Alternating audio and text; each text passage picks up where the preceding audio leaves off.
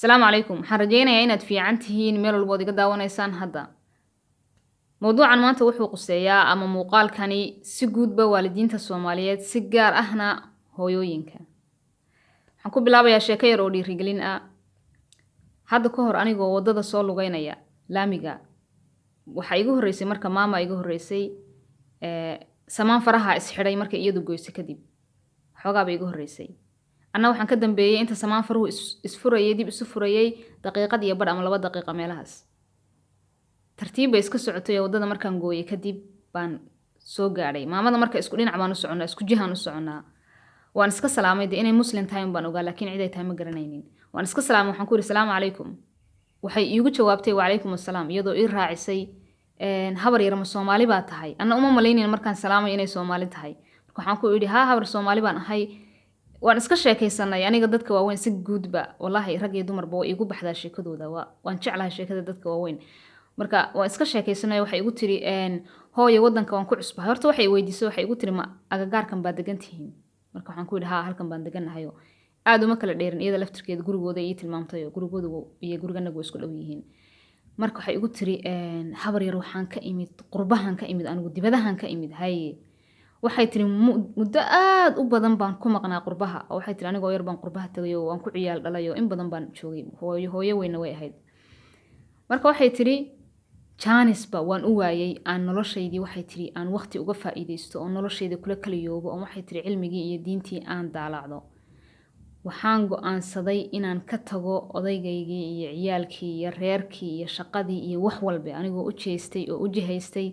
aakhiradayda wixii oo dhanba waxay tiri dibadda uga imid wadankan baan imid Masar kadibna waxay tiri waxaan bilaabay quraankii luqadii carabigan bilaabay hadda waxay tiri hooyo luqadda carabiga waan iskaga adeegtaadii waan iska jajabsadaa ilaa luqadeedii ma aha anna waxaan ku yiri si fiican baad yeeshay afka kaga joogso maalin baad iska baranaysaa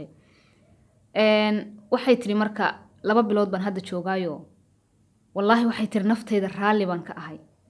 awal waxay tiri markaan xaggaa joogay mar walba waxaan ku fikiri jiray maalinka ay dhaaftay inaysan faa'iido weyn aniga ii lahayn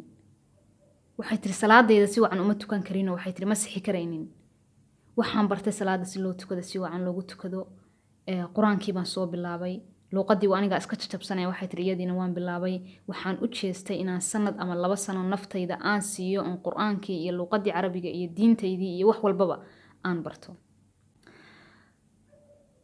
wallahi anna waan ku farxay waan dhiirigeliyo waxaan ku iri horay u wad waxaan laga harinba mar baa la gaadhay waa wax talaabo aad u qurux badan baad qaaday baan ku iri waxaan filayaa talaabadaas inay noqon doonto tii noloshaada wax badan ka bedeli lahayd adduunyadu way iska yar tahay oo way kooban tahay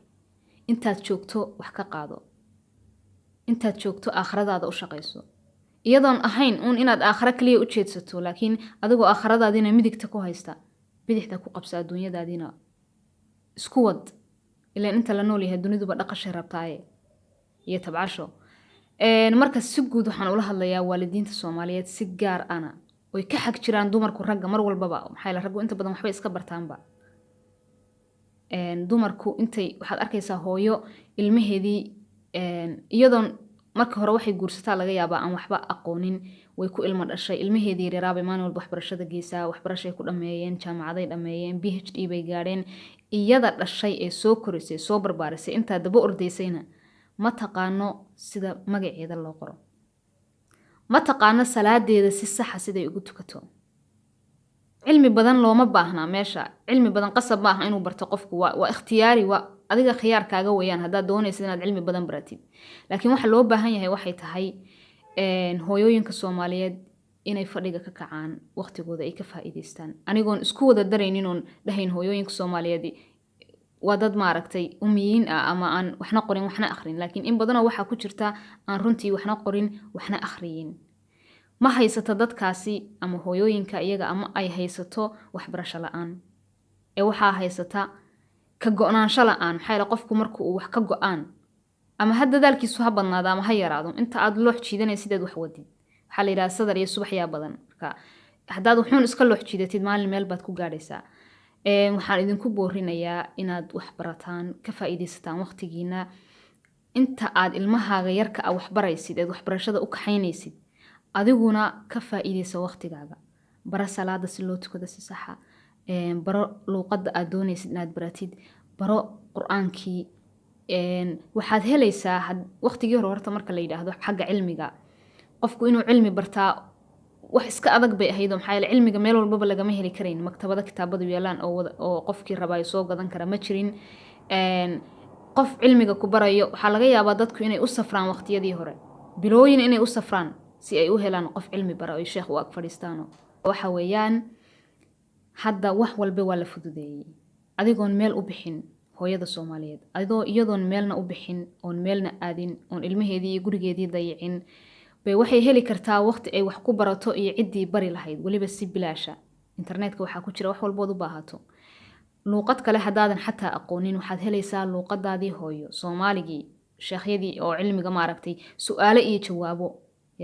adigoo diinta wax badan baad ka baranaysaa markaad dhageysatid su'aalaha iyo jawaabaha su'aal walba maskaxdaada ka guuxaysa ama maalmaha kamidaba ku soo dhici lahayd ilaan bini aadan baa leeyahay jawaabteedii baad helaysaa su'aalihii iyo jawaabihii oo diyaar baad helaysaa su'aal walba diintu waxa ay ka qabto waxaad helaysaa cilmigiiba waxaad ku helaysaa luuqadaadii yuusan noqoninba mid badan yuusan noqon laakiin asaasiyaadka iyo bilowga aad iska dhisi lahayd baad helaysaa internetka ka helaysaa marka waxaan dhihi lahaa ku boorinayaa in ay waqtigooda hooyooyinku ka faa'iideystaan ilmo markaad wax bartid adigu ilmaha yareed ku soo daashay wax soo bartay intaa daba ordaysay hiil iyo hooba la garab taagneed PhD markuu gaadho hooyadiina aysan aqooninba si magaceeda loo qoro iska daa magac wax weyn ma aha laakiin aysan si fiican u sixi karaynin salaadii rabbigeed uu ku lahaa ee waajibka ahayd waa dhibaato inta ilmahaaga aad wax baraysay si walba ood mashquul u tahay waxaad heli karaysaa haddana hal saac maalinkii waad heli karaysaa halkaa saac 4 qaybood u qaybso 15 daqiiqaba wax baro 15 daqiiqo haddaad quraanka siisid maalinkii hal aayada xataa waad ku baran kartaa hal aayada waad ku baran kartaa maalinkii haddaad doonaysid inaad wax badan baratid waqtiguna cidhiidhi kugu yahay hal saacada soo qaado hal saacada sii waxaa jirta gabadh iyadana Suudaanis ah oo mar daawaday waxay tiri nolosheeda waxaa wax badan ka bedelay hal saac waxaa laga wareysanayay barnaamijka la yiraahdo ay ku soo gudbinaysay TED Talk marka waxay tiri noloshayda waxaa wax ka bedelay hal saac oon u bixiyay saacad gaar ah bay tiri saacad gaar ah aan u baxsaday anigu saacada waxay tiri waxaan u qaybsaday 4 qaybood mise 3 qaybood baan u qaybsaday waxay tiri kow ma aqoon cuntada si loo kariyo ma aqoonin labana luuqada Ingiriiska ma aqoon saddexna waxay tiri waxaan ahaa qof miisaankeedu uu badan yahay marka waxaan go'aansaday saacadayda 3 qaybood inaan u qaybiyo 20 daqiiqo maalinba hal cunto ah inaan kariyo barto 20 daqiiqo inaan exercise sameeyo on maaragtay jimicsi sameeyo